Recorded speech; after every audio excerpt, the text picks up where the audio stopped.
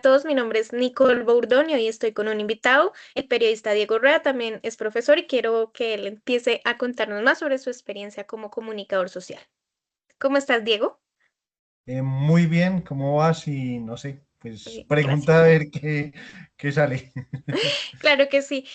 Bueno, tú trabajaste mucho tiempo en Caracol, me gustaría que nos hablaras acerca de cómo fue esa experiencia trabajando en Caracol.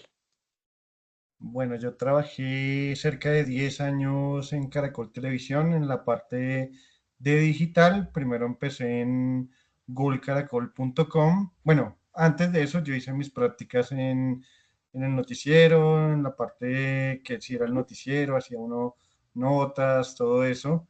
Y bueno, todo lo que era la sección de deportes ya para el noticiero. Ya después volví, pero volví fue a la parte de digital después de casi como un año de que había terminado mis prácticas y empezó más o menos en 2011 golcaracol.com y ahí ingresé con Alejandro Pino, bueno, y otra gente que entramos ahí, ahí estuve 5 años.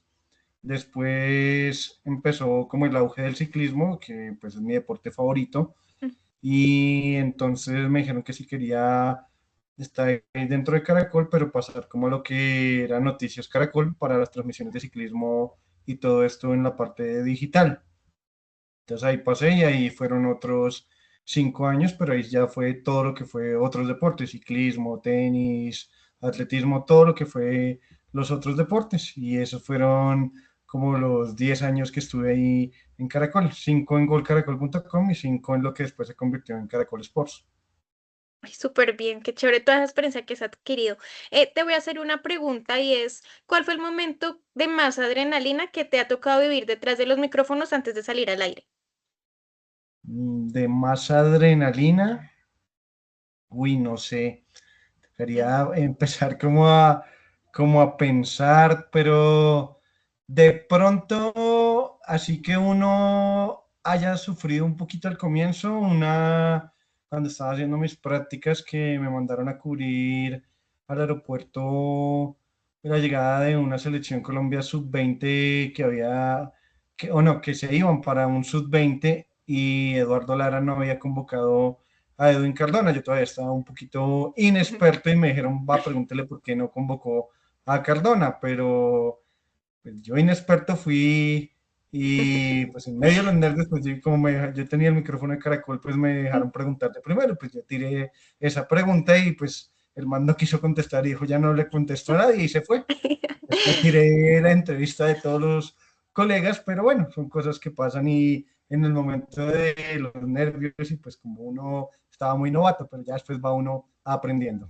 Sí, claro, hay preguntas que uno no debería hacer, pero uno no se las sabe todas. O sea que para ti ese fue el personaje más difícil que has tenido que entrevistar a lo largo de tu vida laboral. No, no es más difícil, pero es una anécdota graciosa de lo que le pasa a uno cuando hasta ahora está empezando, porque uno todavía no tiene como ese bagaje de empezar a preguntarle otras cosas hasta ya dejar para lo último el tema que puede ser polémico o fuerte. Entonces, en ese momento, pues, y como me dijeron, va, pregunte, pues yo fui y pregunté lo que me dijeron, pero personajes difíciles que yo recuerde, no, no mucho, es que tal vez de pronto es que le contestan a uno monosílabos y empieza uno a pregunta y pregunta y todas las respuestas son de 5 o 6 segundos, entonces lo ponen a uno como, no sabe cómo enfocar la entrevista, pero así que uno diga un personaje difícil, que yo recuerde, no, que me haya sacado canas, no. O sea, has sabido manejar todas las situaciones difíciles que se pueden encontrar uno en medio del camino entrevistando pues personas famosas, ¿no? Y aparte, digamos que en el tema del fútbol, si uno va a entrevistar a alguien que ha perdido, eso también es complicado. Sí, pero uno lo sabe manejar. De pronto, por ejemplo, en ciclismo siempre decían que Fernando Gaviria a veces contestaba feo, todo esto. Entonces, creo que a mí me fue bien con él. Siempre, a pesar de que cuando perdía a veces él contesta un poquito tosco y eso, me fue bien y siempre me contestó bien. Bueno, por ejemplo, ya que uno empieza a hablar con Rigoberto Urán, porque es que uno sabe que él le va a hacer algún chiste a uno, entonces uno Ujú. sufre para saber qué le va a preguntar, porque uno empieza, ya sé que me va a hacer algún chiste, siempre le va a hacer un chiste a uno, entonces uno, ¿cómo le pregunto para evitar el chiste? Y así uno lo cranee o haga lo que quiera, ya él le busca a uno y le saca el chiste y ya lo hace quedar a uno, pues como el chiste. Ay, pues yo siento que el tema de entrevistar a Rigoberto Urán debe ser una experiencia increíble. Me imagino que has tenido varias oportunidades de entrevistarlo a él. Y no solo a él, me imagino que a Nairo también. Para ti, ¿cuál es el deportista con el que mejor te has sentido entrevistándolo? De pronto Egan Bernal. Y bueno, Nairo también, pero de pronto Egan, es que con Egan es como una persona muy humana, como que siempre lo inspira a uno en sus respuestas, entonces como que uno se siente muy chévere cuando habla con él y es una persona que lo pone a uno a pensar. Y para ti, pues yo sé que has entrevistado a diferentes deportistas, pero para ti, ¿cuál es el deportista que te ha dejado una enseñanza en medio del camino que has recorrido? Uy, no, yo creo que muchos porque últimamente ya todos los días pues uno entrevista a muchos deportistas que están iniciando. Entonces, pues todos ellos como que le dejan a uno siempre la enseñanza de no rendirse, de luchar, de como ellos, porque prácticamente el deporte es al final luchar, no rendirse, siempre creer en los sueños. Entonces, básicamente todos le enseñan eso a uno, desde Nairo, Egan, Rigo, todos ellos le enseñan eso a uno y pues hasta los más chiquitos que hasta ahora están como haciendo Ujú. sus primeros pasos en el deporte. Vale, te voy a hacer una pregunta y sé que pues llevas varios años en el tema de los medios y es, ¿cómo has vivido la transición de lo tradicional a lo digital?